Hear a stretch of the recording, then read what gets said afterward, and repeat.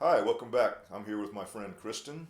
Kristen is a very fine vocalist, and she's been taking lessons with me because she wanted to learn something about playing the piano and accompanying herself. But instead of putting those words in her mouth, I'll ask her to talk a little bit. Hi, Kristen. How are you today? Good. How are you doing? Good.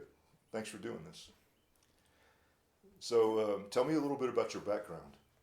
Well, I started out taking piano lessons in second grade, Okay. and I took mainly, classical music all the way through high school and college. I was a music education major at Winthrop University. I was a voice major there. I also sang all of my life. And in college, I started singing classical music. I started out piano and voice, but it was too much to get ready for two juries every semester. I know that. Yeah, there was a lot of music to memorize, Yeah. and so then I dropped piano and stuck with voice. Yeah. And then did my student teaching and realized there's no way I want to teach 60 kids Yeah. Right, in a right. sixth grade classroom. Yeah, sure. Why not? I can't imagine why Yeah. not. I mean, I loved the kids. I love music. I love the energy of all of it. But just, I just didn't think I don't have the kind of authority to lead children in that way. So then. You're not mean enough, in other words. No. Yeah. Yeah, everyone runs over me. No, don't say that. No, don't say that. So I ended up working in human resources after graduation. But I taught voice lessons. I taught a few beginner piano lessons. I stayed in music as much as I could. I sang in a few bands over the years. I kept, I sang in Greenville Chorale, and Nice. I would still play around with piano. And at some point, maybe about 15 or 20 years ago, I started trying to teach myself how to play chords. Yeah. Because Yeah. I could play by playing a piece of music and practicing measure by measure. Like classically Classical trained music, pianists. yeah. Yeah, exactly right. But I couldn't just sit down and play a tune. Mm-hmm. And that Yeah. was very frustrating to me to have a music degree and not be able to do that. Yeah. My friend who I interviewed for this said the same thing yesterday. He said exactly the same thing. He's a great classical pianist, but he couldn't sit down and just play a tune on the piano, Yeah. So. And I had friends that were not music majors that could do that. Right. And it was right. like, what? Yeah, right. Spend all this time and money on a music degree and I can't do that, Right. So I started out trying to learn in a jazz fake book because I love jazz and I always wanted a chance to sing it. I just didn't ever had the opportunity in college. All of my friends that were trumpet majors and sax majors and everyone else had teachers that taught them that, but I didn't have anyone that could teach me that. And so I always wanted to do it, so I bought a fake book and thought I'll try to accompany myself, but I just wasn't good enough. So Okay. But here recently, for one thing, you contacted me about lessons. And so why did you choose me and why did you reach out to me for lessons, actually? Well, I realized that I was just plodding along. Like I could play the chords, but I knew the way I was voicing the chords didn't sound right.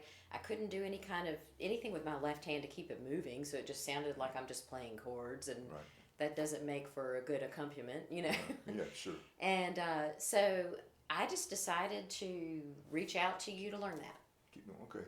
And how did you find me? I'm just curious. I reached out to my friend Mark Rapp. He went to Winthrop with me. He's a trumpet player. He started Cola Jazz in Columbia. Very active in the music scene. Yeah, I know Mark. And we've remained friends over the years. Yeah, and I know so, Mark. Yeah, okay. Yeah. Yeah, well, he pointed me in your direction. Okay, good. Yeah. Good. And so, and along with that, you also hooked up with a band and started actually singing again professionally. Yeah, that Which was is after great. you and I met, actually. Yeah. Okay, Yeah. so that's really cool too. Yeah. And now you're beginning to teach online yourself. Teach students, and you're studying with someone and teaching online. Tell me a little bit about that. How that happened. Yeah, I started taking voice lessons with a vocal coach out of Nashville.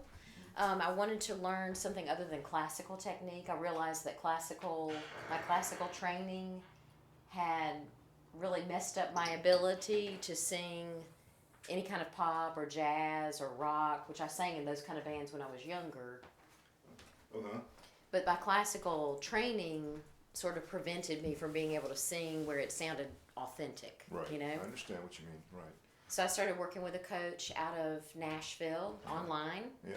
And then that led to, deciding that I wanted to teach in that style, because there's so many people that go to take voice lessons and all they get is classical training. Right.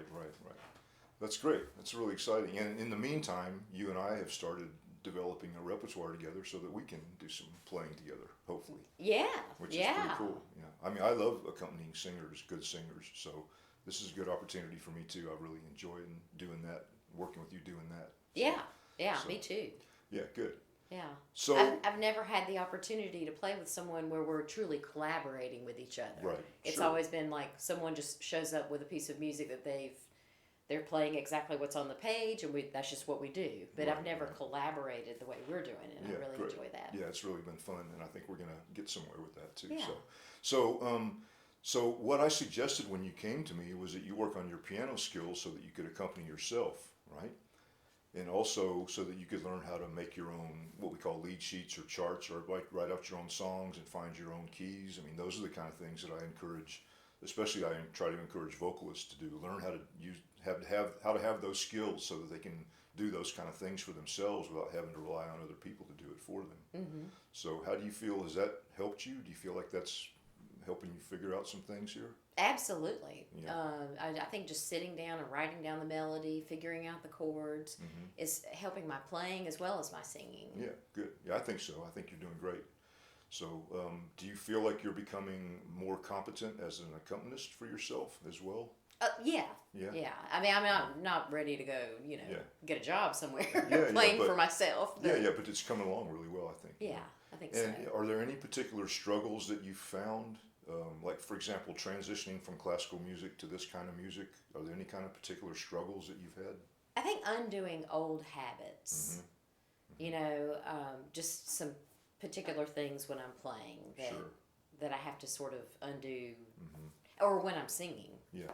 I just have to sort of untrain my classical training. Yeah, if that makes sense. That makes sense. I understand, I've had other classical musicians tell me the same thing. When they try to learn jazz or when they try to learn something besides classical style music.